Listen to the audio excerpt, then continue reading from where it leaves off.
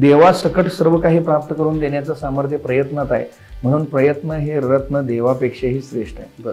ज्याला आपण देव, परमेश्वर, ईश्वर, अल्लाह, गॉड, भगवान म्हणतो, तो पण स्वतःच्या मर्जीप्रमाणे वाटेल तसं वागणारा किंवा वाटेल ते करणारा हुकुमशाह नाही आहे.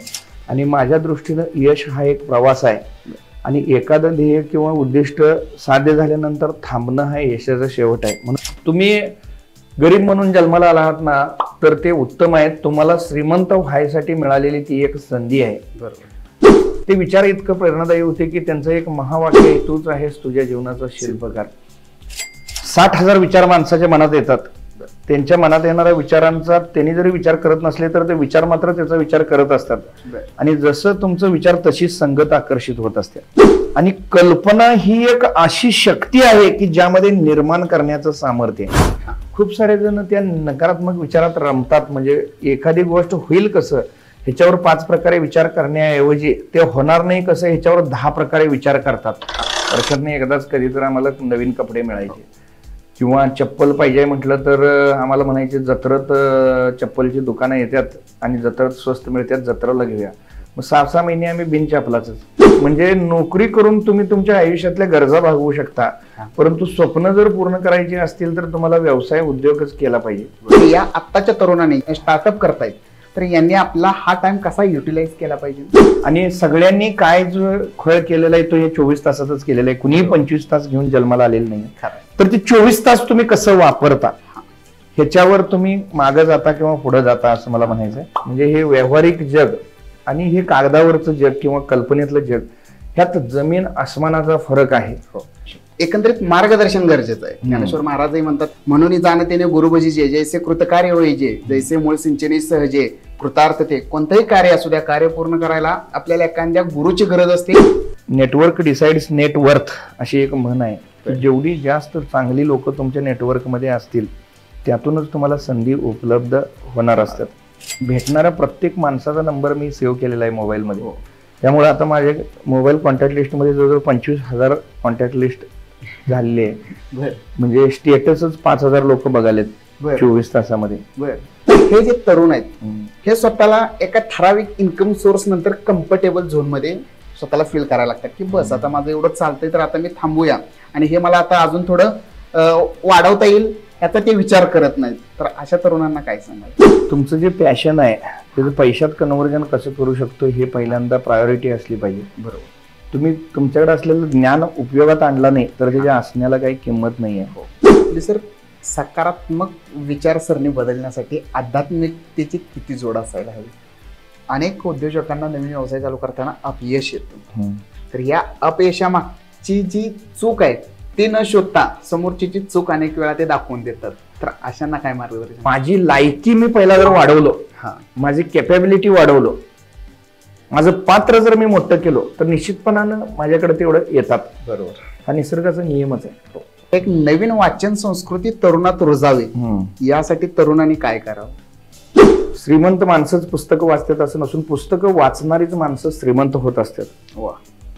तो हाच लॉ ऑफ अट्रॅक्शनचा सिद्धांत जो तुम्ही सांगताय, तुमच्या बाबतीत हा किती खरा ठरला? सर, ह्या नकारात्मक जगात आता तुम्ही बघताय की प्रत्येक जागी आपल्याला कुठे ना कुठे नकारात्मक वातावरण आपल्याला दिसतं, त्यातही स्वतःला सकारात्मक कसं ठेवायचं?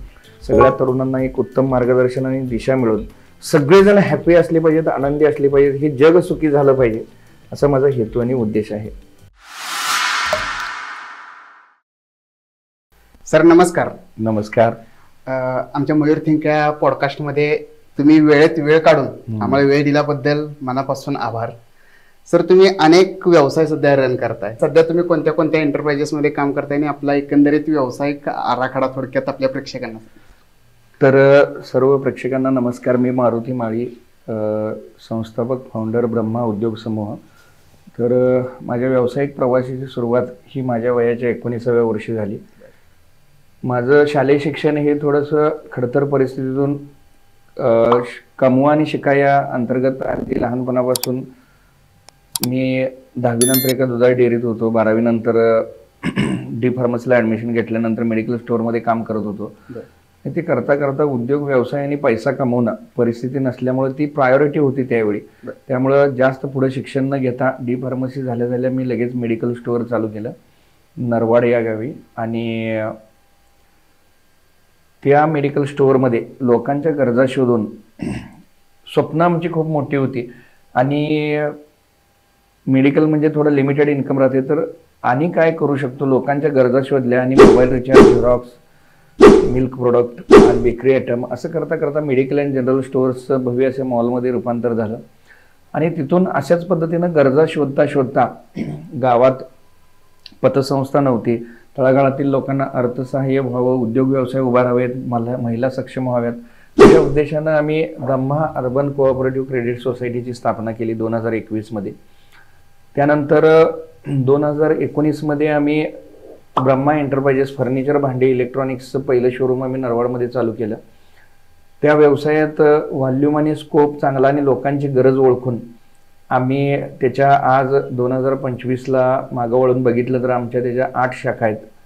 नरवाड, बेडग, मिरज, एरंडोली, खटाव, सावळ, जाथनी आणि सांगोला इथं.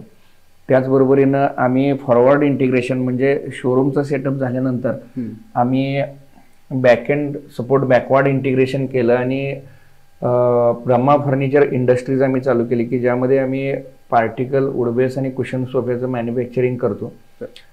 तर ह्या पद्धतीनं छान व्यवसाय चालू आहे. त्याचबरोबरीनं लोकांची रिक्वायरमेंट, आम्ही शून्यातून प्रवास स्टार्ट करून हे सगळे व्यवसाय उभं केलेले असल्यानं तरुणांना प्रेरणा मिळावी आणि अनेक सारे तरुण घडावेत या उद्देशानं आम्ही व्यावसायिक मार्गदर्शनपर चर्चासत्र, व्याख्यानं, त्यानंतर ऑनलाईन ऑफलाईन ट्रेनिंग प्रोग्राम अशा मल्टिपल क्षेत्रात काम करतोय. आणि इथून पुढच्या काळात सुद्धा आम्ही भारत देशामध्ये 75% लोकांचा शेती व्यवसाय आहे आणि शेतीशी निगडीत जास्तीत जास्त शेतकरी सक्षम झाला पाहिजे आणि शेतकऱ्यांचं उत्पन्न कसं वाढवून देता येईल या उद्देशानं आम्ही 5 जण ॲग्रीफिल्डशी रिलेटेड एक्सपर्टीजनं घेऊन आम्ही एक दौलत फार्मर प्रोड्युसर कंपनी स्थापन केलेली आहे.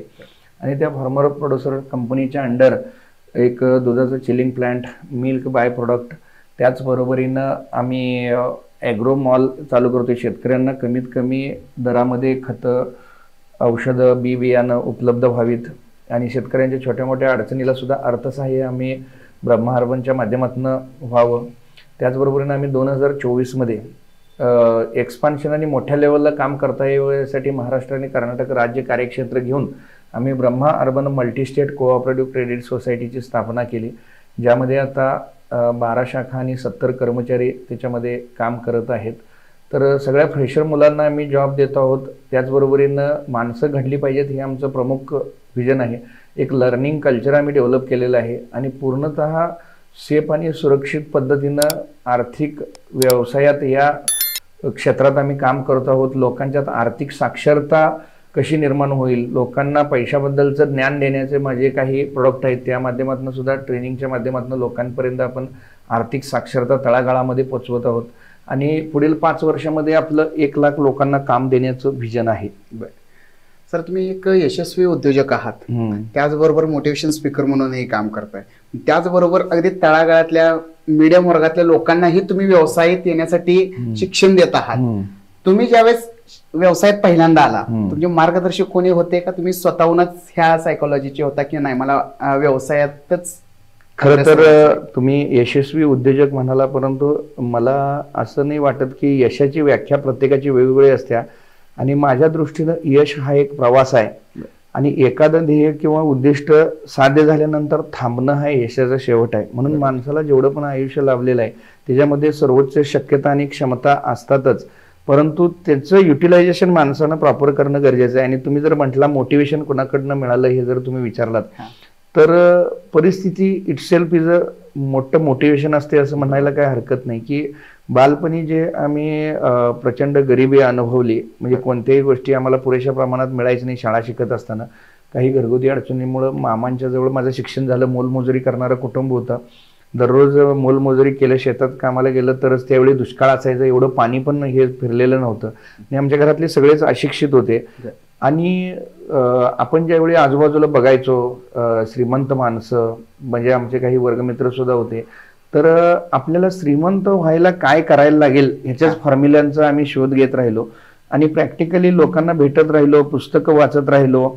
आणि खरं तर माझ्या सगळ्या प्रेक्षकांना सुद्धा आव्हान आहे, खूप सारे तरुण आज देखील मला भेटतात, खूप सारी माणसं भेटतात आणि ते विचारतात की मला सुरुवात करायचं आहे, धंदा करायचा आहे, कुठला धंदा करू सांगा. मला काय करायचं ते कळत नाही आहे. खूप सारं कन्फ्युजन मध्ये सगळी यंग पिढी आहे. परंतु मला असं सांगायचं आहे की आणि खूप सारे जण कारणं देत बसतात, म्हणजे माझी परिस्थिती नाही आहे, माझ्या वडिलांनी हे दिलं नाही आहे, घरच्यांनी हे दिलं नाही आहे, माझं शिक्षण कमी आहे. मग न बघा, करण्यासाठी कोणतीही गोष्ट एकच कारण पुरेसं असते आणि न करण्यासाठी मात्र आपण 100 कारणं देऊ शकतो, असं मला म्हणायचंय. आणि खूप सारे तरुण असं कारणं देऊन मागे राहतात किंवा ते सुरुवातच करत नाहीत किंवा ते सतत आळसात असतात किंवा मला म्हणायचं तर कामाची लाज वाटणं हा सगळ्यात तरुण मुलामुलींचा एक महत्वाचा दोष आहे. त्यांना मेहनतीचा कंटाळा आहे. सगळ्यांना बिनकष्टाचं आणि मोठं पॅकेज देणारं करिअर पाहिजे आहे. कष्ट करण्याची, मेहनत करण्याची आणि कामात सातत्य ठेवण्याची त्यांच्यामध्ये क्षमता कमी आहे. तर मी सगळ्या प्रेक्षकांना हेच सांगेन की तुम्ही गरीब म्हणून जन्माला आलात ना तर ते उत्तम आहे. तुम्हाला श्रीमंत व्हायसाठी मिळालेली ती एक संधी आहे. बरोबर. तुम्ही कमी बुद्धिमान आहात ना, सर्वोत्तम आहे. तुम्हाला बुद्धिमान व्हायला मिळालेली ती एक संधी आहे. अशा अँगलनं जीवनात कशी चढ उतार आणि कशी परिस्थिती असो तर त्याच्याकडे तुम्ही सकारात्मक दृष्टीनं बघितला तर नक्कीच जीवनात तुम्ही यशस्वी होता, असं मला सर्व तरुणांना सांगणं आहे. म्हणजे यशस्वी पुरुषामागं ते कोणाच्या व्यक्तीचा हात असायचा गरज नाही, तो त्याच्या सायकोलॉजीनं यशस्वी बनू शकतो. हा तुम्ही व्यक्तीचा हात जर म्हटला, तुम्ही विचार जर तुमचं सकारात्मक असतील तर तशा प्रकारच्या सर्व व्यक्ती ह्या ब्रह्मांडातनं, युनिव्हर्स मधनं तुमच्याकडे आकर्षित होत असतात. तुम्हाला सहकार्य सगळ्यांचं लाभत असतं. यशस्वी एकट्यानं होता येत नाही. एकटा माणूस सुखी होऊ शकत नाही. यश मिळण्यामध्ये लाखो लोकांचा वाटा असतोय. अगदी जन्मापासून आतापर्यंत तुम्ही जर विचार केला तर खूप साऱ्या जणांचं तुम्हाला सहकार्य लाभलेलं असते. तुम्ही त्यांचं आठव करायला पाहिजे, कृतज्ञता ठेवायला पाहिजे. परंतु ते संगती आकर्षित होण्याचे कॅपेबल आपण स्वतःला बनवणं गरजेचं आहे. जसं लॉ ऑफ अट्रॅक्शन किंवा चुंबक तुम्ही असलं पाहिजे आणि कृतज्ञता तुमच्याकडे असेल तर तुम्ही एक चुंबकासारखं काम करत असता. तुमच्या हेतूची शुद्धता असेल, प्युरिटी तुमच्याकडे असेल, तुम्ही म्हणजे विचार तुमचे जर चांगले असतील, सकारात्मक असतील आणि या निसर्गाचं, विश्वाचं, ब्रह्मांडाचं रूल्स जर तुम्ही समजून घेतला, निसर्ग नियम तुम्ही समजून घेतला आणि त्याप्रमाणे तुम्ही राहण्याचा प्रयत्न केला तर सर्वांना यशस्वी होता येऊ शकतं, असं मला वाटतं. तर ह्या नकारात्मक जगात आता तुम्ही बघताय की प्रत्येक जागी आपल्याला कुठे ना कुठे नकारात्मक वातावरण आपल्याला दिसतं. त्यातही स्वतःला सकारात्मक कसं ठेवायचं, त्यासाठी मी सगळ्यात महत्वाची कृतज्ञता व्यक्त करेन की जीवन विद्या मिशनची सद्गुरू श्री वामनराव पै यांनी जीवन विद्या मिशनची जी स्थापना केलेली आहे तर ती एक सायंटिफिक फिलॉसॉफी आहे. आणि सर्वांनाच माहिती आहे की रेडिओ, टीव्हीवर प्रवचन, ग्रंथ, ध्वनिफिती ह्या माध्यमातून सद्गुरू श्री वामनराव पै यांनी समाज प्रबोधनाचं कार्य केलेलं आहे. आणि मी सुद्धा 9वीला असताना आमच्या घरी एक सेलचा रेडिओ होता आणि त्यावर एक चिंतामणी हा कार्यक्रम लागायचा. सद्गुरू श्री वामनराव पै यांचे विचार, ते विचार इतकं प्रेरणादायी होते की त्यांचं एक महावाक्य, तूच आहेस तुझ्या जीवनाचा शिल्पकार. तुमचं नशीब घडवायचंय, तुम्हाला श्रीमंत व्हायचंय तर तुम्ही कोणालाही दोष देऊ नका. सगळी सर्वस्वी जबाबदारी तुमच्यावर घ्या आणि तुम्ही प्रयत्न करा. सद्गुरूंचे काही जे विचार मला त्यावेळी भावले. सद्गुरू काय म्हणायचे की देवासकट सर्व काही प्राप्त करून देण्याचं सामर्थ्य प्रयत्नात आहे, म्हणून प्रयत्न हे रत्न देवापेक्षाही श्रेष्ठ आहे. ज्याला आपण देव, परमेश्वर, ईश्वर, अल्लाह, गॉड, भगवान म्हणतो, तो पण स्वतःच्या मर्जीप्रमाणे वाटल तसं वागणारा किंवा वाटल ते करणारा हुकुमशाह नाही आहे. तो आपल्या भक्तांकडनं कोणत्याही स्वरूपात नवस फेडणं वगैरे स्वरूपात लाच घेत नाही किंवा भक्तांच्या नवस करणे वगैरे प्रलोभनांच्या पण आहारी जात नाहीये. जगातील सर्व धर्मातील सर्व लोकांसाठी सर्वशक्तिमान परमेश्वर हा एकच असून तो कुणावरही कृपा किंवा कोप करत नाही. तर माणूसच स्वतःच्या सत्कर्माने किंवा दुष्कर्माने स्वतःवरच कृपा किंवा कोप करत असतो. हे लक्षात घेऊन जीवन जगण्यात खरे शहाणपण आहे. आणि सगळं काही आपल्या हातात आहे. 90% घटना माणसाच्या स्वाधीन आहेत, 10% घटना पराधीन आहेत. पण सामान्य माणसाचा समज आहे सर्वच पराधीन आहे. म्हणून हा दैववादाचा त्याग करून प्रयत्नवादाची कास धरण्यात खरं शहाणपण आहे. हा सद्गुरूंचा विचार मला भावला आणि मला जी विश्व प्रार्थना मिळाली, हे ईश्वरा सर्वांना चांगली बुद्धी दे, आरोग्य दे, सर्वांना सुखात आनंदात ऐश्वर्य ठेव, सर्वांचं भलं कर, कल्याण कर, रक्षण कर आणि तुझे गोड नाम मुखात खंड राहू दे. म्हणजे मन लावून काम करण्याबरोबर सर्वांचं भलं व्हावं असं चिंतन केल्यानं, लव वर्क अँड ब्लेस ऑल असं केल्यानं यश हे फास्टच मिळत गेलं. तुम्हाला सुद्धा सर्वांना तुम्ही जर मन लावून काम केलं आणि सर्वांचं भलं व्हावं असं चिंतन केलं तर तुम्ही सर्वजण सुद्धा टॉपचं यशस्वी होऊ शकता. एक वातावरण असतं सर प्रत्येकाच्या भोवती की ते पॉझिटिव्ह असेल तर आपणही त्या पद्धतीने बनतो, असं तुमच्या प्रत्येक बोलण्यात मी आतापर्यंत ऐकण्यात आले. अनेक भाषणे मी तुमची ऐकली, अनेक व्हिडिओ मी तुमचे पाहिल्यानंतर असं असतं की आपल्या भोवती जे आपण तयार करतो ते आपल्या बाबतीत घडतं. तर याबद्दल काय सांगाल? कसं आहे सर, वातावरण आजूबाजूचं तुम्ही जर म्हणाल किंवा खूप सारे जण ते सुद्धा कारण देतात, आमची संगत बरोबर नाही, आमच्या आजूबाजूला माणसं बरोबर नाही, आम्ही निगेटिव्ह वातावरणात आहोत. तर मला असं तुम्हाला सांगायचं आहे की प्रत्येक माणूस जे सतत उठल्यापासून झोपेपर्यंत विचार करत असतो, 60,000 विचार माणसाच्या मनात येतात. त्यांच्या मनात येणाऱ्या विचारांचा त्यांनी जरी विचार करत नसले तर ते विचार मात्र त्याचा विचार करत असतात. आणि जसं तुमचं विचार तशीच संगत आकर्षित होत असते. तुमच्या संगतीत जर निगेटिव्ह, नकारात्मक आणि वाईट लोक असतील तर तुमचे विचार निगेटिव्ह आहेत. तुम्ही विचारात बदल करण्याची गरज आहे. तुम्हाला विचार बदला नशीब बदलेल आणि मनस्थिती बदला परिस्थिती बदलेल. तुमच्या आजूबाजूला चांगली लोक जर हवी असतील तर तुम्ही विचार बदलला तर नक्कीच तुमच्या आजूबाजूला चांगली लोक येतील, सतत सकारात्मक लोक भेटतील. तुम्ही ह्या विश्वाला, ब्रह्मांडाला संकेत कसं देता? बघा, मनातल्या मनात आपण विचार करतोय आपलं जसं शरीर आहे तसं आपल्या बाजूने एक ऊर्जेचं शरीर आहे ज्याला आपण ऑरा असं म्हणतो. आणि सतत आपण अँटिना लावलेलेच असतो सकारात्मक किंवा नकारात्मक विचारांचं. झोपेतनं जाग झालो की विचार स्टार्ट होतात आणि रात्री झोप लागली की आपले विचार बंद होतात, किंबहुना आपला विचार बंद होतात म्हणून झोप लागत्या. त्यामुळं तूच आहेस तुझ्या जीवनाचा शिल्पकार, ह्या वाक्याच्या भोवतीत सगळं फिरतंय. म्हणजे माझ्या संगतीत कोण यावं हे मीच माझ्या विचारांना आकर्षित केलेलं असते. मग मी जर विचार माझे बदलले तर निश्चितपणानं माझ्या संपर्कात हे ब्रह्मांड तशीच लोक व्यवस्था करून पाठवते. हे तितकंच सत्य आहे आणि हा युनिव्हर्सचा एक सिद्धांत आहे आणि सगळ्यांनी समजून घ्यायला. द लॉ ऑफ अट्रॅक्शन हेच आहे 100%. सिक्रेट मध्ये जे सांगितलंय सर, जे तुम्ही ठरवता ते तुमच्या बाबतीत होतं. ते आज हो, 2 दिवसांनी हो, 4 दिवसांनी, पण ते होतं एवढं नक्की. तो हाच लॉ ऑफ अट्रॅक्शनचा सिद्धांत जो तुम्ही सांगताय, तुमच्या बाबतीत हा किती खरा ठरला? 100% खरा आहे. तुम्ही निसर्गाचे नियम एकदा समजून घेतला, व्हिज्युअलायझेशन टेक्निक आहे जे जीवनविद्या मिशन मध्ये सद्गुरूंनीच शिकवलेलं आहे की ती व्हिज्युअलायझेशन टेक्निक काय आहे की तुम्हाला जीवनात ज्या ज्या गोष्टी हव्या आहेत त्या गोष्टी तुम्ही व्हिज्युअलाइज करणं. म्हणजे कल्पनाशक्ती प्रत्येक व्यक्तीला लाभलेली आहे. ह्या पृथ्वीवर जन्मलेल्या प्रत्येक व्यक्तीला कल्पनाशक्ती लाभलेली आहे आणि कल्पना ही एक अशी शक्ती आहे की ज्यामध्ये निर्माण करण्याचं सामर्थ्य आहे. मग त्या कल्पनाशक्तीचा वापर जनरली निगेटिव्हली आपण आतापर्यंत करत आलेलो आहोत. तर आता तुम्ही सावध होण्याची गरज आहे. तुम्ही तुमच्या मनात येणाऱ्या विचारांना पाहायला शिकलं पाहिजे, विचारांना ओळखायला शिकलं पाहिजे आणि विचारांना वळवायला शिकलं पाहिजे, दिशा द्यायला शिकलं पाहिजे. आणि कल्पनेमध्ये तुम्हाला जसं पाहिजे आयुष्य ते तुम्ही कल्पनेत जर बघायला लागला, शंका न घेता. म्हणजे जनरली काय असते माणसाचा प्रॉब्लेम, तुम्ही कुणाचं तर मोटिवेशनल स्पीच ऐकला, युट्यूबला बघितला, माझं इंस्टाग्रामचं चॅनल बघितला, मी छोटे छोटे विचार देतोय ते बघितला, तुम्ही प्रचंड पॉझिटिव्ह होता. पण दुसऱ्याच क्षणाला तुम्ही परिस्थिती तुमच्या नजरेसमोर येत्या आणि तुम्ही शंका घेता. मग एक विचार दुसऱ्या विचाराला निष्प्रभ करत असतोय आणि तुमच्या जीवनात मग त्याचा रिझल्ट येत नसतोय. तुम्ही प्युरिटीनं ह्या ब्रह्मांडाला काहीही मागितला तर ती द्यायची व्यवस्था आहे. फक्त नकारात्मक विचार ही येणारच असतात, परंतु तुम्ही त्याच्यात किती रमायचं. खूप सारे जण त्या नकारात्मक विचारात रमतात. म्हणजे एखादी गोष्ट होईल कसं ह्याच्यावर 5 प्रकारे विचार करण्याऐवजी ते होणार नाही कसं ह्याच्यावर 10 प्रकारे विचार करतात आणि त्यात ते डोंबतात म्हणा. आणि मग त्यांच्या जीवनात विशेष काही बदल घडत नाही, मागे तसं पुढे चालत राहते. मग ते म्हणत राहतात हे लॉ ऑफ अट्रॅक्शन काय काम करत नाही. परंतु तो व्यवस्थितरित्या समजून घ्यायला पाहिजे असं मला वाटतं.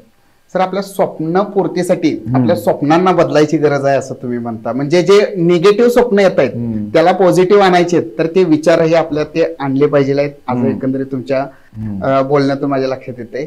तर हे सगळं करताना आता जे तरुण आहेत हे भटकताना दिसतात. म्हणजे त्यांना समजत नाही की मी कोणत्या मार्गावरती जाऊन माझे यशस्वी, तुम्ही जसं म्हटलं की यशस्वी होण्याची कोणती व्याख्या नसते. यशस्वी होणे म्हणजे तुमचा फुल स्टॉप झाला, हा तुम्ही प्रवासात असता.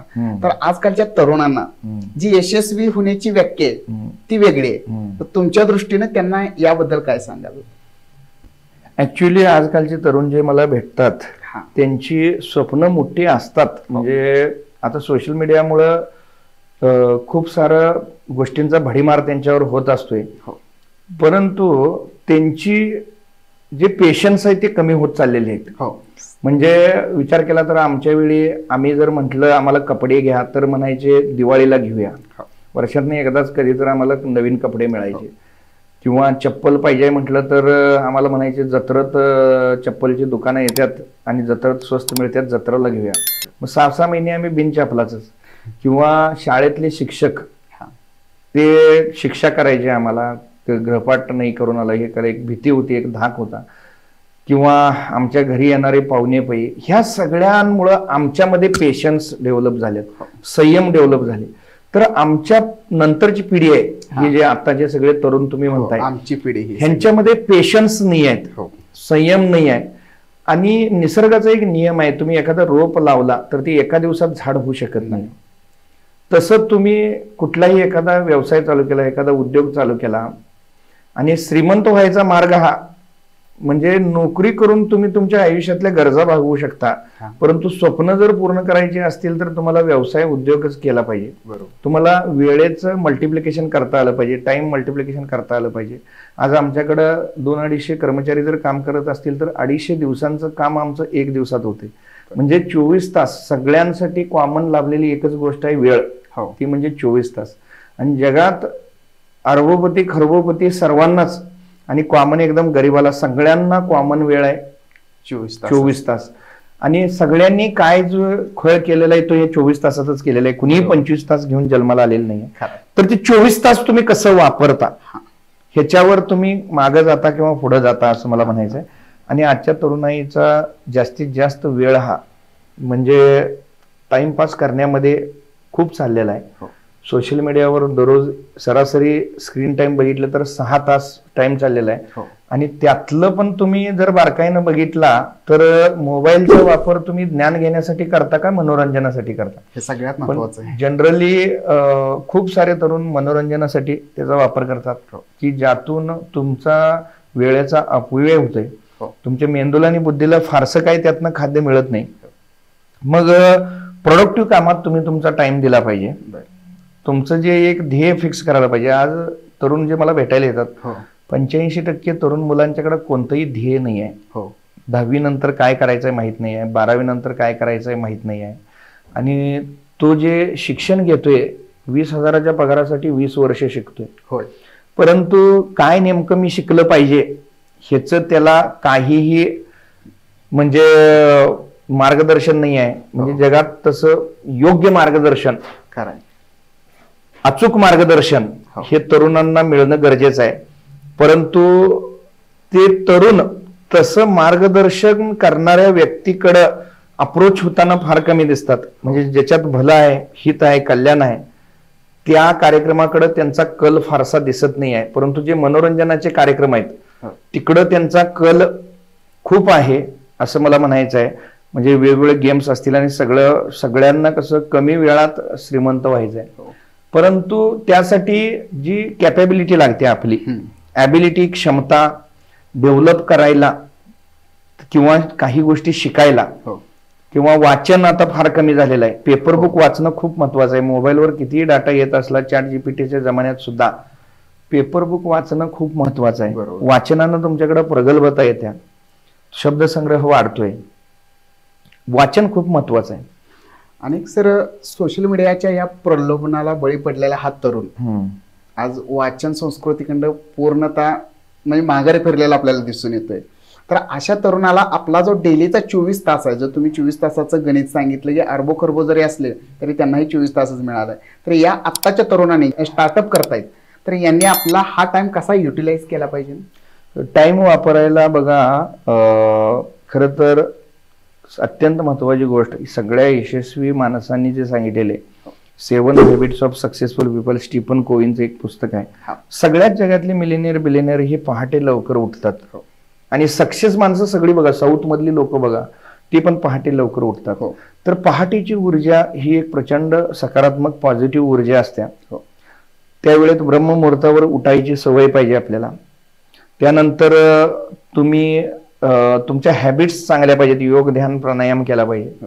त्यानंतर तुम्ही दिवसभराच्या कामाची यादी टू डू लिस्ट बनवली पाहिजे. एका एंटरप्रिनरनं त्याच्याकडे टू डू लिस्ट असली पाहिजे.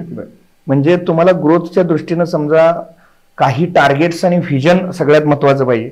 1 वर्षात मला कुठं जायचंय, 5 वर्षात कुठं जायचंय, 10 वर्षात कुठं जायचंय आणि 20 वर्षात मला भाग म्हणतात त्याला व्यावसायिक भाषेत, म्हणजे बिग हेअरी अडेसिव्ह गोल. म्हणजे असं एक मोठं टार्गेट की ज्याची तुम्हाला भीती वाटते किंवा अशक्यप्राय वाटणारं असं टार्गेट ते तुमचं लिहिलं गेलं पाहिजे.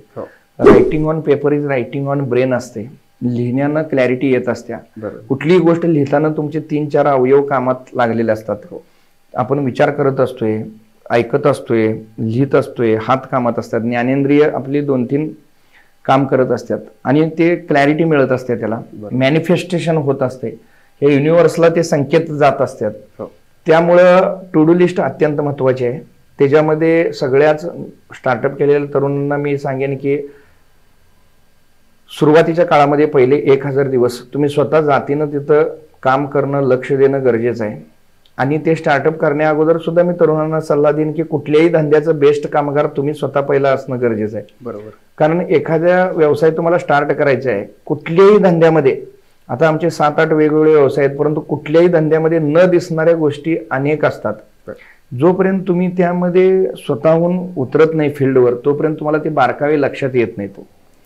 आणि हिथंच सगळे तरुण फसतात की खूप सारे जण माझ्याकडे MBA ची डिग्री आहे, म्हणजे एवढं शिकलोय, मला एवढा अनुभव आहे, किंवा ते माझा खूप अभ्यास झालेला आहे त्या विशिष्ट प्रोजेक्ट संदर्भात. खरं सगळा अभ्यास त्यांचा कागदावरच असतो. मला तुम्हाला सांगायचं आहे की प्रॅक्टिकल ज्ञान म्हणजे हे व्यावहारिक जग आणि हे कागदावरचं जग किंवा कल्पनेतलं जग, ह्यात जमीन आसमानाचा फरक आहे. तुम्हाला उदाहरण देऊन सांगायचं म्हटलं तर पोहणं ह्या विषयात एखाद्या मुलानं PhD केली थिअरिटिकली, म्हणजे 100 पैकी 100 मार्क, असं पाय मारायचंय, तसं हात मारायचंय, असं डुबकी करायची आहे, आणि तो पहिला आला त्याला गोल्ड मेडल मिळालं. आणि त्याला विहिरीत किंवा नदीत टाकलं तर त्याला पोहता येतच नाही अजिबात, तो बुडून मारणार. प्रॅक्टिकली नॉलेज नाही त्याच्याकडे. मग प्रॅक्टिकल ज्ञानाला तेवढंच महत्व आहे. म्हणून मी तरुणांना नेहमी म्हणत असतोय, तुम्हाला ज्या क्षेत्रातली आवड आहे त्या क्षेत्रातलं तुम्ही प्रॅक्टिकल ज्ञान घ्यायला शालेय शिक्षणापासूनच तुम्ही सुरुवात करा. अगदीच. पण इथं विद्यार्थी आणि पालकांचा कल दिसत नाहीये.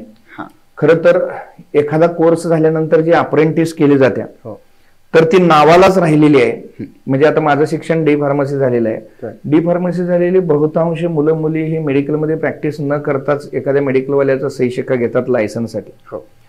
त्यांना प्रॅक्टिकल कामाचा काहीच अनुभव नसतोय, किंवा ITI होल्डर किंवा इंजिनियर झाल्यानंतर किंवा मेडिकल डॉक्टर झाल्यानंतर सुद्धा स्वतःहून फील्डवर राहून प्रॅक्टिकल वेगवेगळ्या क्रिटिकल केसेस हँडल करून ते प्रॅक्टिकल ज्ञान अनुभवणं हे खूप महत्वाचं आहे. अगदीच. मग तिकडं कागदोपत्री सगळं अप्रेंटिस कागदोपत्री आहे आणि मार्कांच्या नादात ती संकल्पना समजणं मागं पडते. मग आणि ती संकल्पना क्लिअर नसल्यामुळं तेवढा 100% परफॉर्म तो करू शकत नाही कुठल्याही व्यवसायात आणि त्याला फेल्युअर येते. मग बरोबर. आणि एक फेल्युअर आलं की तो डिप्रेस होऊन जातोय.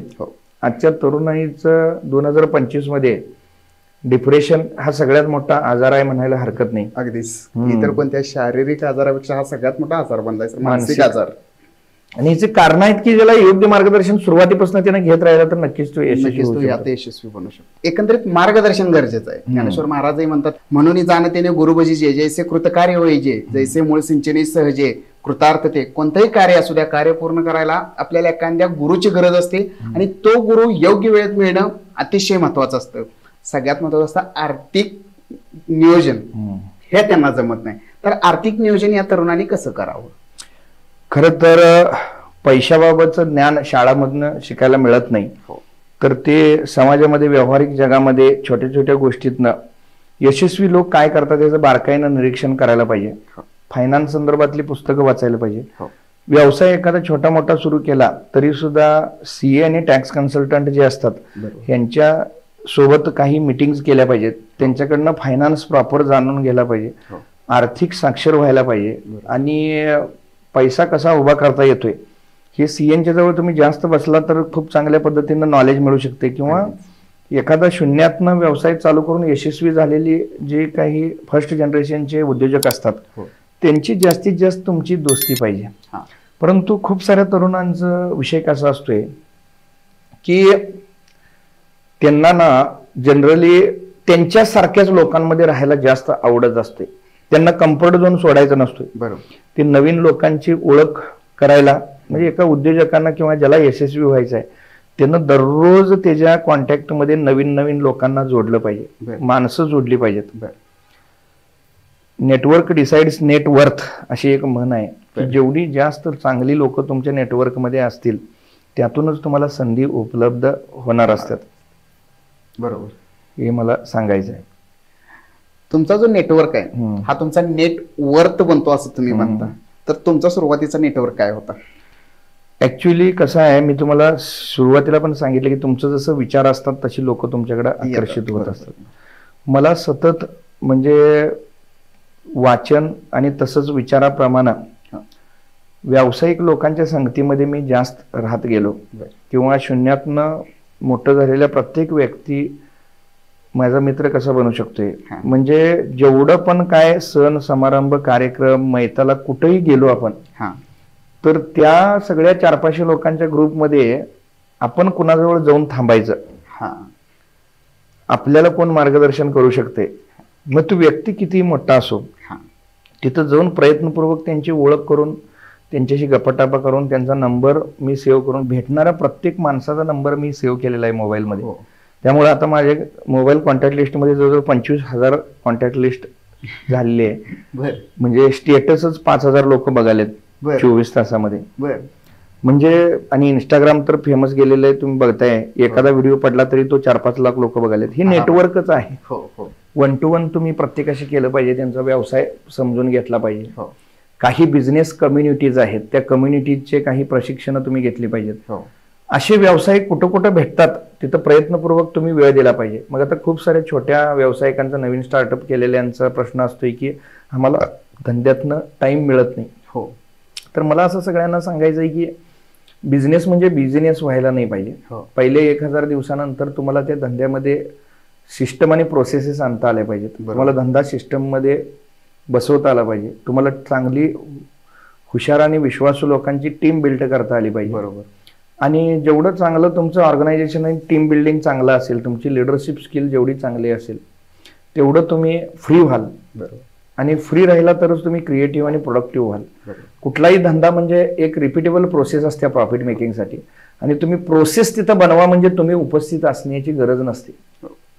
तुम्ही खेड्यात असा शहरात असा कुठलाही व्यवसाय असो, परंतु व्यवसाय निवडताना सुद्धा किंवा तुम्ही ज्या क्षेत्रामध्ये आहात तो व्यवसाय स्केलेबल कसा होऊ शकतो, लार्ज स्केलला कसा आपण नेऊ शकतो, किंवा धंद्यात ताकद नसते त्याच्या मॉडेलमध्ये ताकद असते, तर ते कुठल्याही धंद्याचं मी मॉडेल कसं बनवू शकतो. म्हणजे परदेशातला माणूस धंद्याचं मॉडेल बनवतोय आणि तो आपल्या इथं 4000 दुकानं चालवतोय. बरोबर. पण आपण मात्र वर्षानुवर्षे एकाच धंद्यावर असतोय, आपल्याला टाइम नसतोय. म्हणजे आपल्यातले सगळे उद्योजकांचा प्रॉब्लेम काय आहे, ते न शिकता धंदा करतात. बरोबर. आणि त्यात थोडे 50,000 लाख रुपये महिन्याला मिळायला चालू झालं की ते कम्फर्ट झोन मध्ये जातात. बरोबर. त्यांना 1 लाखावरनं 10 लाखाला जायचं आहे, तर काही गोष्टी शिकल्या पाहिजेत, परंतु ते शिकायला कुठेही जात नाहीत. त्यांना असं वाटत राहतंय की जगातलं सगळं शहाणपण माझ्याकडे आहे, सगळं मी घेऊनच जन्माला आलोय आणि मला काय कुठल्या ज्ञानाची गरज नाहीये, हे सगळं मला माहिती आहे, अशी त्यांची मानसिकता खूप साऱ्या जणांची आहे. बरोबर. आणि ते म्हणजे मला सुद्धा, मी ज्यावेळी काही ट्रेनिंग प्रोग्राम सेमिनार्सला काही ट्रेनरांच्याकडे जायचो, काही उद्योजकांच्या ग्रुपमध्ये जायचो, तर त्यावेळी सगळी लोक माझी निंदानालस्ती करायची किंवा हे शिकून काय करणार आहे, एवढे छोट्या खेडे गावात काय होणार आहे. मग खूप सारं असं तुम्हाला नकारात्मकरित्या मागं ओढलं जाते. परंतु तुमचं जर बर्निंग डिझायर असेल आणि बघा धडपडत राहिला की सापडत राहते, पाणी धडपडते म्हणून त्याला मार्ग सापडतोय. अगदीच. तसं तुम्ही सतत धडपडत राहिला की तुम्हाला मार्ग हा मिळतच जातोय. ढूंढने से भगवान मिळत आहे असं म्हणतात. तर प्रयत्न केले पाहिजे. प्रयत्न केले पाहिजेत. हो, खरं आहे. अगदी प्रयत्नानेच सगळ्या गोष्टी मिळतील असं नाही, पण कदाचित न मिळणाऱ्या गोष्टीही तुमच्या आयुष्यात असतील ज्या प्रयत्नानेच मिळतील. असं जर असेल तर तुम्हाला प्रयत्न करणं गरजेचं आहे असं तुम्ही म्हणता. सर, प्रत्येकाचं एक असतं की आर्थिक नियोजन तुम्ही सांगितलं, टाइम युटिलाइज कसं करायचं ते तुम्ही सांगितलं, बरोबर का? तर हे जे तरुण आहेत हे स्वतःला एका ठराविक इन्कम सोर्स नंतर कम्फर्टेबल झोन मध्ये स्वतःला फील करायला लागतात की बस आता माझं एवढं चालतंय तर आता मी थांबूया आणि हे मला आता अजून थोडं वाढवता येईल ह्याचा ते विचार करत नाहीत. तर अशा तरुणांना काय सांगाल? खरं तर तुम्ही ज्या गोष्टीचा विचार करू शकता ती गोष्ट मिळवू शकता. अगदीच. जेवढ्या इन्कमचा तुम्ही विचार करत असता करू शकता तिथपर्यंत तुम्ही पोहोचू शकता. बरोबर. परंतु तुम्ही ह्या तरुणांना माझं एक सांगणं आहे की तुम्ही आता जेवढं पण काय करायला लागलाय तर तुम्ही तुमची एक 20%च क्षमता फक्त बाहेर काढलेली असते. तुम्ही स्वतःलाच विचारून बघितला तुम्ही तुमच्या क्षेत्रामध्ये 100% देत आहात का? तुम्ही स्वतःलाच प्रश्न विचारला तर तुम्हालाच त्याचं उत्तर सापडेल की तुम्ही तुमचं पोटेन्शियल पूर्णपणे यूज करत नाही आहात. हो. आणि तुम्ही जर ते यूज केलात, बघा सतत निष्क्रिय राहणं हा एक मेंदूची सवय आहे. म्हणजे माणसाला सतत आळसात राहावं असं वाटतंय, निष्क्रिय राहावं असं वाटतंय, काम नको असं वाटतंय आणि गाद्यागिर्द्यावर लोळून निवांत मोबाईल व्हॉट्सअप बघत बसणं म्हणजे लय आनंद आहे. टीव्ही बघत बसणं म्हणजे लय आनंद आहे. सुखाची परिक्रमा आहे ती. हा, परंतु मला असं म्हणायचंय की तुम्ही एखादं तुमच्या फील्ड मधलं काम तल्लीन होऊन करता, मन लावून करता, तिथं पण तुमचं मन एकरूप होतेच. तिथं मनाची एकाग्रता साधली जाते आणि ते कामात सुद्धा आनंद मिळतोय. बरोबर. मग तो कामातला आनंद घ्यायची वृत्ती प्रत्येकानं वाढवली पाहिजे. फळातनं आनंद घेण्याची वृत्ती वाढल्या तिथं प्रॉब्लेम आहे. बरोबर. सध्या फळ हे मिळणारच आहे. तुम्ही काम केलं तर फळ हे मिळणारच आहे. मग तुम्ही किती तल्लीन होऊन करता आणि कॉम्पिटिशन स्पर्धा किती पण असू दे, त्या क्षेत्रात काम करणारी माणसं किती असू देत, तुम्ही जेवढं त्याला वेळ देता आणि जेवढं त्यातलं नॉलेज वाढवता आणि जेवढी मेहनत घेता तेवढं तुम्हाला मिळतेच. कारण ह्या ब्रह्मांडामध्ये, ह्या विश्वामध्ये मुबलकता आहे. बघा, हवा कुणालाही कधी कमी पडत नाही. 800 कोटी लोक आहेत, सगळेजण श्वास घ्यायला घेणार. दररोज एक माणूस 50 लिटर पाणी वापरतोय, खरं पाणी कोणालाही कमी पडलेलं नाही आहे. तसं पैसा, धन, संपत्ती, व्यवसाय, बिझनेस याच्यात सुद्धा काहीही कमतरता नाही आहे. आपण त्याच्यामध्ये ब्लॉक निर्माण करत असतोय. आपल्याला त्याचं ज्ञान नाही आहे. बरोबर. हे ब्लॉकेजेस आपल्यामध्ये भरपूर आहेत. माझं पैसा आकर्षणाचं रहस्य हे पूर्ण दिवसाचा सेमिनार असतोय. त्याच्यामध्ये हे खूप सारे ब्लॉक काढले जातात. आपणच आपल्याकडे येणाऱ्या पैशाला बांध घातलाय, रोखलेला असतोय प्रवाह पैशाचा. नकळत आपल्याला माहिती पण नसते ती. त्यासाठी शिकायला कुठेतरी जायला पाहिजे. जगभरात यशस्वी लोकांनी कोणते फॉर्म्युले वापरल्यात, श्रीमंत लोक कुठल्या युनिव्हर्सिटीत शिकल्यात, हे बघितलं पाहिजे. आपण पण जाणून घेतलं पाहिजे, तर तुम्ही यशस्वी होऊ शकता असं मला वाटतं. आजकाल प्रत्येकाचं एक स्वतःचं फॅशन आहे आणि ते फॅशन फॉलो करायच्या नादात ते कुठेतरी इन्कम सोर्सला दुय्यम स्थान देत आहे. बघताय तुम्ही बऱ्यापैकी लोकांचं, मला ते मिळालं नाही मग मी हे करणार नाही, हे असं बऱ्याच लोकांचं झालंय. तर अशा लोकांना काय सांगाल? तुमचं जे पॅशन आहे त्याचं पैशात कन्व्हर्जन कसं करू शकतो हे पहिल्यांदा प्रायोरिटी असली पाहिजे. बरोबर. तुम्ही तुमच्याकडे असलेलं ज्ञान उपयोगात आणला नाही तर त्याच्या असण्याला काही किंमत नाही आहे. मार्केटमध्ये म्हणजे तुमचं ज्ञान किती आणि डिग्री किती ह्याच्यापेक्षा तुमच्या खिशात पैसे किती ह्यालाच जगात किंमत आहे. हे सगळ्यात महत्त्वाचं. त्यामुळे तुमचं कुठल्याही गोष्टीचा तुम्हाला छंद आहे, पॅशन आहे, त्या छंदाचं रूपांतर तुम्हाला धंद्यात करता आलं पाहिजे, उद्योगात करता आलं पाहिजे, व्यवसायात करता आलं. खूप साऱ्या जणांनी मार्केटला त्यांना ज्या गोष्टीचा छंद आहे त्या छंदाचं रूपांतर धंद्यात केलेलं आहे. मी आजूबाजूला बघितलं. मग तुम्ही सुद्धा, तुम्हाला फोटोग्राफीचा छंद आहे तर तुम्ही खूप सारे मार्केटला आज ऑप्शन आहेत. रील्स बनवू शकता, व्हिडिओ एडिटिंग करू शकता, फोटोग्राफीचा व्यवसाय करू शकता, प्री वेडिंग शूट करू शकता, व्हिडिओ मेकिंग आहे, बरेच जागे. एक उदाहरण म्हणून सांगितलं. म्हणजे तुमचं ज्याचं पॅशन आहे. म्हणजे आता जयंती कठाळे म्हणून एक युट्यूबला तुम्ही बघू शकता, त्यांचं पूर्ण ब्रह्मा नावाची रेस्टॉरंटची चेन आहे. उत्तम पुरणपोळ्या बनवणं हा त्यांचा छंद होता. त्या छंदाचं रूपांतर त्यांनी धंद्यात केलं. आता फॉरेनला पण पुरणपोळ्या त्यांच्या एक्सपोर्ट होतात. किंवा खूप सारे जण, म्हणजे त्यांचा आता सचिन तेंडुलकर यांचा क्रिकेट खेळणं हा छंद आहे. क्रिकेटमधनं त्यांना जी पॉप्युलॅरिटी मिळाली तर त्याचं रूपांतर त्यांनी धंद्यात, उद्योगात, व्यवसायात, म्हणजे त्यांना क्रिकेटमधनं 10 कोटी मिळाले तर त्यांना जाहिरातीतनं 25 कोटी मिळतात. अगदी म्हणजे त्यांनी छंदाचं रूपांतर धंद्यात केलं. तसं तुम्ही, आता माझं सुद्धा आहे, म्हणजे मी सुद्धा माझं बोलणं लोकांना आवडतंय, माझ्याकडे काही नॉलेज आहे, तर मी ट्रेनिंग चालू केलं. तोही एक व्यवसायच आहे, इन्कम जनरेटिंग ऍक्टिव्हिटी, ऑनलाईन आणि ऑफलाईन. मग तुमच्याकडे कोणतं स्किल आहे हे तुम्ही आयडेंटिफाय करायला पाहिजे आणि त्याचं रूपांतर उद्योगात केलं पाहिजे, व्यवसायात केलं पाहिजे. आणि फेल्युअर येतंय त्याची कारणं शोधली पाहिजेत. फेल्युअर येते म्हणजे एकतर प्रयत्न कमी पडतात किंवा ते चुकीच्या दिशेनं होतात, म्हणून ते परत चांगलं उत्तम मार्गदर्शन घेऊन प्रयत्नांचीच कास धरली पाहिजे. बरोबर.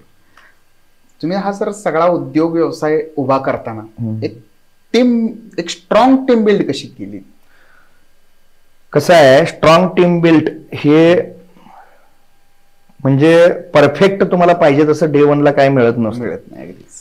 ते एक प्रोसेस आहे. प्रोसेस म्हणजे ट्रायल अँड एरर. म्हणजे आता एखाद्या शोरूमला आमच्याकडे 50 माणसं असतील तर 150 लोकांनी काम सोडून पण गेलेलं असते. आणि एक लर्निंग कल्चर डेव्हलप करायला पाहिजे. योग्य माणूस, परफेक्ट माणूस असं कुठल्या कारखान्यात तयार होत नसतोय, त्यांना परफेक्ट बनवावं लागत असते. म्हणजे आम्ही तर आमच्या ऑर्गनायझेशनमध्ये खूप साऱ्या फ्रेशर लोकांना घेऊन ट्रेनिंग देऊन तयार केलेलं आहे. आणि ज्यांच्याकडे शिकण्याची वृत्ती आहे, लर्निंग ऍटिट्यूड आहे, ज्यांना आमचं कल्चर फॉलो होते, ज्यांना आमचे विचार पटतात, ते आमच्यासोबत राहतात, बाकीचे निघून जातात. आता काम होईना झाले तर त्याला 2 ऑप्शन असतात.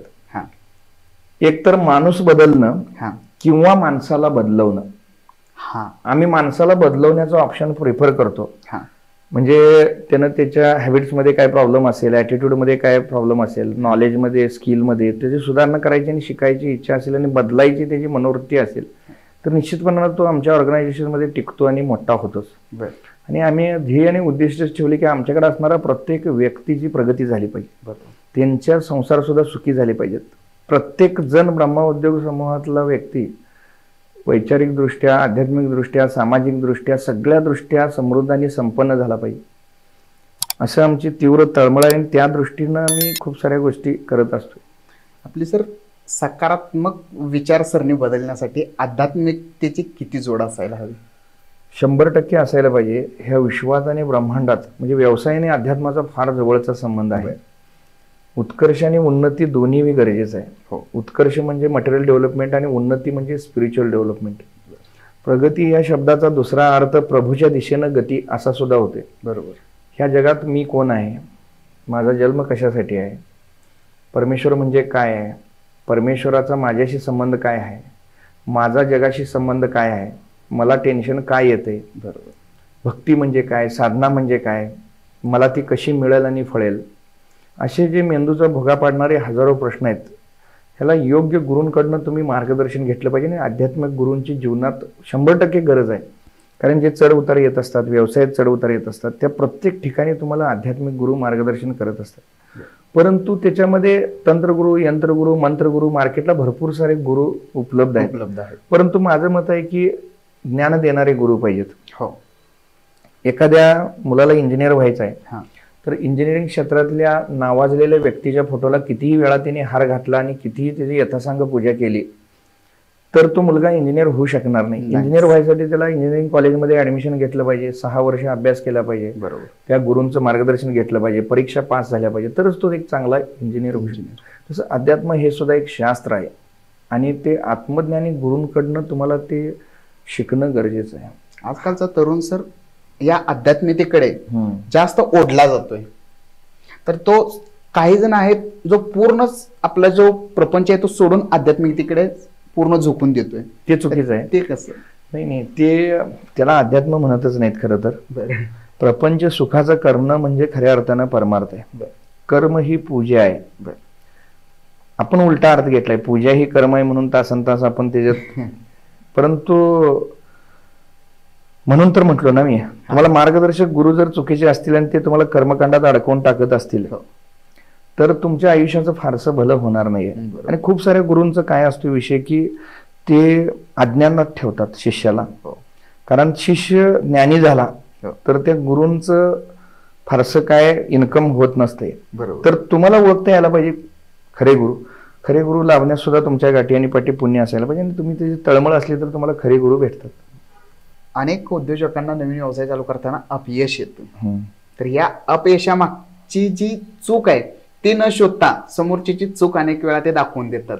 तर अशांना काय मार्गदर्शन करा? खरं तर ज्या व्यवसायात तुम्ही अपयशी झालेला असता त्या व्यवसायात 10 लोक यशस्वी पण झालेले असतात. अगदीच.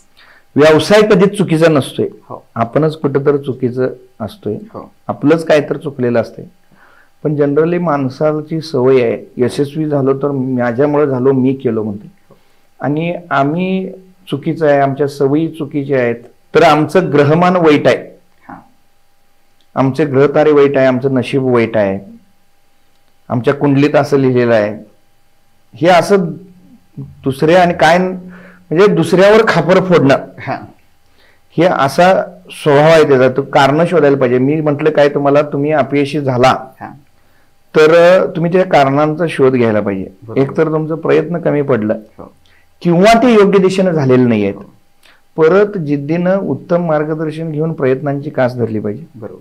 आणि ती गोष्ट जर तुम्हाला जमत नसेल तर ती सोडून देऊन तुम्ही त्यातनं काही ना काही धडा घेऊन तुम्ही नवीन गोष्टी केल्या पाहिजेत. अपयशानं खचून जाऊन उपयोगाचं नाही आहे. व्यवसाय सर आजकाल अग्रेसर होणाऱ्या तरुणांना जाता जाता तुम्ही काय सल्ला द्याल? सल्ला म्हणजे असा देईन की तुम्ही नोकरी करायचं नाही म्हणून एखादा व्यवसाय काढताय आणि तिथे तुम्ही स्वतःला कामाला ठेवताय. अगदीच.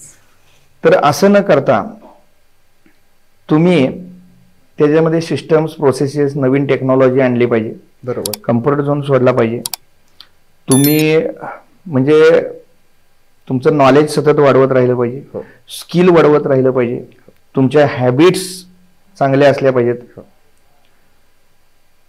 ह्या सगळ्या गोष्टींवर तुम्ही जर काम करत गेला तर तुम्हाला यशस्वी होण्यापासून कुणीही थांबवू शकत नाही. म्हणजे सतत प्रयत्न करणाऱ्याला, सतत धडपडणाऱ्याला अपयशी कधीच तो होऊ शकत नाही. जरी झाला तरी त्यातनं शिकून आणि तो प्रयत्न करत राहिला तर तो यशस्वी होणारच आहे. त्याला कोणीही थांबवू शकत नाही. त्यामुळं सगळ्या तरुणांना माझा हा सल्ला राहील की तुम्ही तुमच्या जीवनातला वेळ हा व्यवसाय करण्याबरोबर तुम्ही अध्यात्माचं ज्ञान सुद्धा घेण्याकडे थोडा थोडा वेळ दिला पाहिजे. हे समजून घेतल्या पाहिजेत गोष्टी. यशाची प्रिन्सिपल समजून घेतली पाहिजेत. तुमचं दररोज डेली वाचन पाहिजे. म्हणजे तसं तुम्ही खाण्यापिण्याचं नियोजन करता तसं मेंदूला आणि बुद्धीला खाद्य देण्याचं सुद्धा नियोजन, वाचनाचं सुद्धा नियोजन तुम्ही करायला पाहिजे. दररोज एक चांगली सवय तुम्ही आत्मसात केला तर 365 दिवसात 365 सवयी चांगल्या लागतील. ही अत्यंत महत्वाची गोष्ट आहे. तर हे सगळ्या जर तरुणांना माझं हेच सांगणं आहे, तुम्ही जर आज महिना 1 लाख कमवालाय आणि तुम्हाला 10 लाख कमवायचे आहेत तर 10 लाखाच्या मागं लागायचं नाही. 10 लाखाचं नॉलेज पहिल्यांदा घ्यायचं, तशी कॅपॅबिलिटी वाढवायचं. माझं पात्र केवढं आहे, 1 लिटर पाण्याची बाटली आहे त्यात 5 लिटर पाणी बसू शकत नाही. तसं माझी लायकी मी पहिला जर वाढवलो, माझी कॅपॅबिलिटी वाढवलो, माझं पात्र जर मी मोठं केलो तर निश्चितपणानं माझ्याकडे तेवढं येतात. बरोबर. हा निसर्गाचा नियमच आहे. असं मला म्हणायचं. स्वतःला त्या 10 लाखाच्या कॅपेबल बनवता आलं पाहिजे स्वतःला. अगदीच. कॅपेबल बनवणं म्हणजे मग ट्रेनिंग आहे, वाचन आहे, त्या स्पेसिफिक क्षेत्रातल्या लोकांना भेटणं आहे, त्या स्पेसिफिक क्षेत्रात नॉलेज घेणं, म्हणजे ज्ञानानं तेवढं समृद्ध तुम्ही होणं. तुमच्या सर शब्दातून तुमचं वाचन लक्षात येतंय. तर एक नवीन वाचन संस्कृती तरुणात रुजावी यासाठी तरुणांनी काय करावं? तुम्ही भरपूर सारं जसं स्वतःवर खर्च करता, स्वतःवर खर्च करणं या प्रकारामध्ये तुम्ही पुस्तकं घरी ठेवली पाहिजेत. पुस्तकांचा संग्रह असला पाहिजे. दररोज तुम्ही झोपताना 10-20 पानं का होईना वाचली पाहिजेत. दररोज काही ना काही शिकलं पाहिजे. वाचन हे पाहिजेच, गरजेचंच आहे. म्हणजे श्रीमंत माणसंच पुस्तकं वाचतात असं नसून पुस्तकं वाचणारीच माणसं श्रीमंत होत असतात. बरोबर. हे तुम्ही लक्षात घेतलं पाहिजे. म्हणजे सगळ्या यशस्वी माणसाकडं वाचन हे त्यांचं असतेच, ज्ञान घेण्याची वृत्ती ही असतेच, त्यांच्याकडे काही ना काही तर गुण असतोच, ती तुम्ही ओळखायला पाहिजे. सर वाचनाची प्रत्येकाने किंमत सांगितली, म्हणजे वाचनाची एक प्रत्येकाने व्हॅल्यू निर्माण केली आहे. प्रत्येकाला वाटतं मी वाचावं, पण एक वेळ पुस्तक उघडल्यानंतर काही कालावधीनंतर त्यातला जो इंटरेस्ट आहे तो कमी होतो. तर तो इंटरेस्ट टिकवून ठेवण्यासाठी आणि वाचनात ती गोडी निर्माण व्हावी यासाठी आता तुम्ही अनेक पुस्तकं, म्हणजे तुम्ही हजारो पुस्तकं वाचन झाले ते, तर अशी तुमची कधी तिथली गोडी कमी होऊन ते वाचन तुम्ही स्किप केलं असं कधी झालंय का? नाही सर, मला लहानपणापासून सवय आहे. मी एखादं पुस्तक एका ठिकाणी वाचायला बसलो तर 4 तासात ते वाचून संपवतच होतो. मी वाचताना नोट्स सुद्धा काढत होतो. गोडी कमी होणं ही आपली कन्सेप्ट आहे. म्हणजे तुम्हाला काय तर शिकायचं आहे, जाणून घ्यायचं आहे, महत्वाच्या ओळी वाक्य तुम्ही जर ते नोट डाऊन करत गेला तुमचं इंटरेस्ट निर्माण होतेच.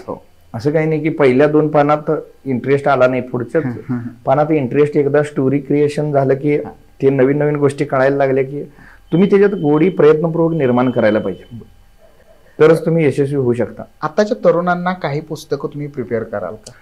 खरं तर सगळ्यांनी सिक्रेट पुस्तक वाचलं पाहिजे. The secret, power of subconscious mind वाचलं पाहिजे. डॉक्टर जोसेफ मर्फींची सगळी जी पुस्तकं आहेत मनावर, विचारावर, किंवा रॉन्डा बर्ने ह्या लेखिकेचं जी पुस्तकं आहेत ती सगळी वाचली पाहिजेत. रिच डॅड पुअर डॅड वाचलं पाहिजे.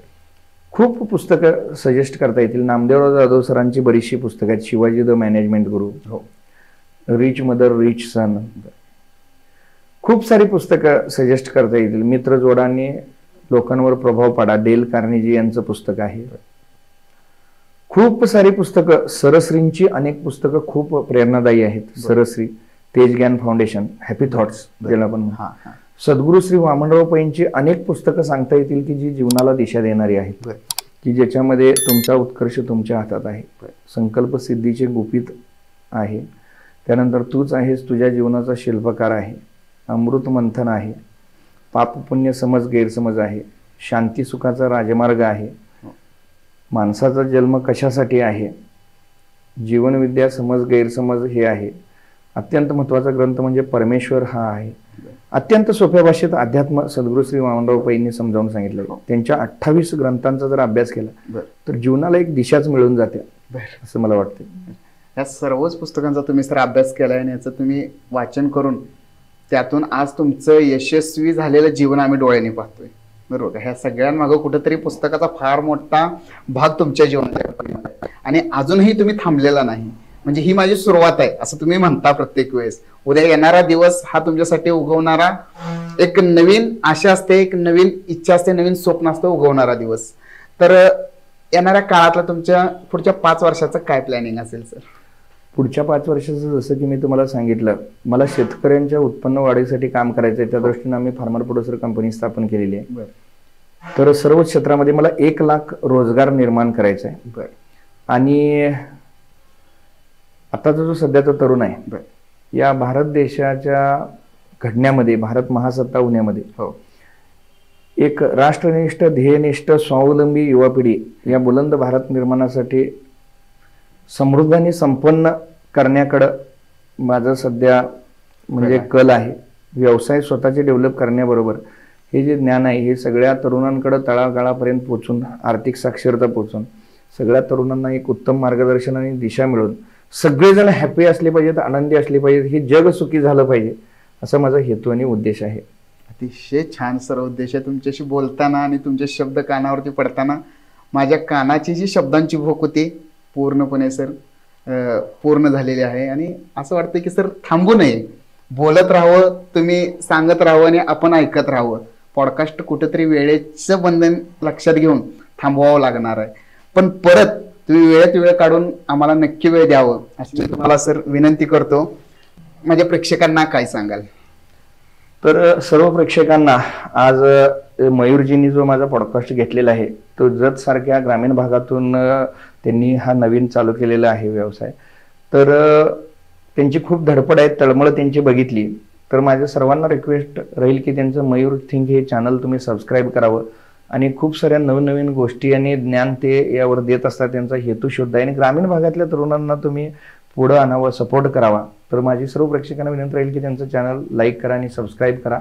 आणि सर्वजण एवढा पॉडकास्ट ऐकून घेतलात आणि तुम्ही मला संधी दिलात त्याबद्दल तुमची मनापासून कृतज्ञता व्यक्त करतो. सर्व प्रेक्षकांची कृतज्ञता. थँक्यू. धन्यवाद. सरांबरोबरचा हा पॉडकास्ट तुम्हाला कसा वाटला ते मला कमेंटमध्ये नक्की सांगा. आणि सरांच्या रील जर तुम्ही पाहत नसाल तर इथं सरांची वरती इंस्टाग्राम ID मी दिली आहे, तर ती ID नक्की फॉलो करा आणि तुम्हाला लक्षात येईल की सरांचे विचार आपल्या आजच्या तरुणांसाठी किती विचारदायक आहेत, किती प्रेरणादायक आहेत. तर ही ID नक्की फॉलो करा आणि हा व्हिडिओ आवडल्यास आणि सरांबरोबरची प्रतिक्रिया कमेंटमध्ये मला नक्की सांगा आणि या चॅनलला सबस्क्राईब आणि या व्हिडिओला लाईक करायला विसरू नका. भेटू पुढच्या भागामध्ये एका नवीन पॉडकास्ट सहित. तोपर्यंत मला इथे थांबण्याची आज्ञा द्या. धन्यवाद.